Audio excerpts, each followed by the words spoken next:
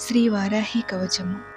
వారాహి కవచాన్ని పఠించటము వలన తల్లి దండనాయకి దేవి అయినందున శత్రుభయము ఉన్నవారికి శత్రువులను దండించి శత్రువుల నుంచి రక్షణ కల్పిస్తుంది. తల్లి భూదేవి అయినందున భూమికి సంబంధించిన సమస్యలన్నింటినీ తొందరగా పరిష్కరిస్తుంది. కోర్టు కేసుల్లో ఉన్నవారు ఈ స్తోత్రాన్ని పఠించినట్లయితే ఆ కేసుల్లో విజయాన్ని పొందుతారు. వృత్తి, విద్య, వ్యాపారంలో ఎదురైన ఆటంకాలను ఈ తల్లి తొలగిస్తుంది. ఈ స్తోత్రాన్ని పఠించటము వలన కుటుంబంలో ఉన్న అన్ని రకాల సమస్యలు తొలగి ధైర్యము, ఆత్మవిశ్వాసము పెరిగి ఆధ్యాత్మికంగా అభివృద్ధి చెందుతారు. ఈ స్తోత్రాన్ని నిత్యము పఠించిన వాళ్ళకి భూత ప్రేత పిశాచాదుల భయము ఉండదని, సర్వ ఆపదలు నెరవేరుతాయని, శత్రువుల నుంచి, దొంగల నుంచి, గ్రహ దోషాల నుంచి రక్షింపబడి నిత్యము వజ్రకవచంలా ఈ స్తోత్రము కాపాడుతుందని ఫలశ్రుతి. అస్య శ్రీ వారాహి కవచస్య త్రిలోచన ఋషిః అనుష్టుప్ ఛందః శ్రీవారాహి దేవతా ఓం బీజం గ్లౌం శక్తిః స్వాహేతి కీలకం మమ సర్వశత్రునాశనార్థే జపే వినియోగః. ధ్యానం. ధ్యాత్వేంద్రనీలవర్ణాభాం చంద్రసూర్యాగ్నిలోచనాం విధి విష్ణుహరేంద్రాది మాతృభైరవసేవితాం జ్వలన్మణిగణప్రోక్తమకుటామావిలంబితాం అస్త్రశస్త్రాణి సర్వాణి తత్తత్కార్యోచితాని చ ఏతైః సమస్తైర్వివిధం బిభ్రతీం ముసలం ఫలం. వారాహీ దేవి కవచం భుక్తి ముక్తి ఫలప్రదం పఠేత్ త్రిసంధ్యం రక్షార్థం ఘోరశత్రునివృత్తిదం.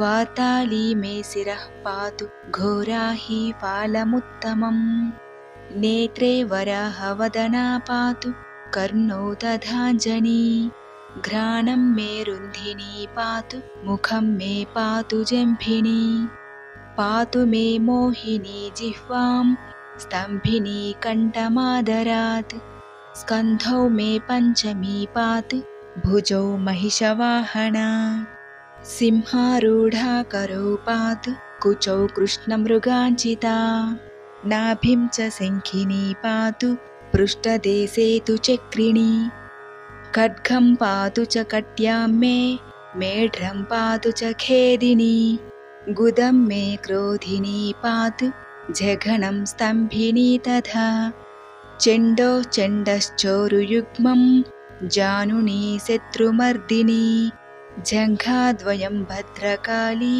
మహాకాళీ చ గుల్ఫయోః పాదాద్యంగులిపర్యంతం పాతు చోన్మత్తభైరవీ సర్వాంగం మే సదా పాతు కాలసంకర్షణీ తథా యుక్తాయుక్తస్థితం నిత్యం సర్వపాపాత్ ప్రముచ్యతే సర్వే సమర్ద్య సంయుక్తం భక్తరక్షణ తత్పరం సమస్తదేవతా సర్వం సవ్యం విష్ణోః పురార్ధనే సర్వశత్రువినాశాయ శూలినా నిర్మితం పురా సర్వభక్తజనాశ్రిత్య సర్వవిద్వేషసంహతిః.